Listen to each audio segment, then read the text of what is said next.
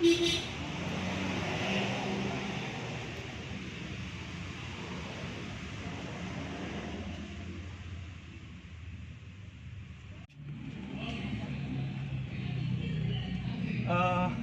Petualang wisata, Gua Jepang adalah salah satu peninggalan bersejarah. Melihat namanya dari Gua Jepang, tentu gua ini dibuat pada zaman penjajahan Jepang sekitar tahun 1942. Ini adalah peninggalan Gua Jepang yang ada di Kabupaten Klungkung, yang saat sekarang ini menjadi salah satu destinasi wisata yang ada di Kabupaten Klungkung.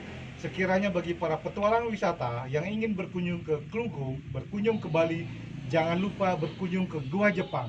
Anda akan mendapatkan sebuah cerita histori apa yang melatar belakangi adanya gua ini, dan kemudian bagaimana gua ini menjadi peninggalan sangat penting bagi daerah di Kabupaten Klungkung. Tentunya oleh pemerintah mulai saat ini dikemas menjadi tempat wisata yang berkualitas, tentunya dengan berbagai sarana yang disediakan oleh pemerintah. Ayo datang ke Gua Jepang di Kabupaten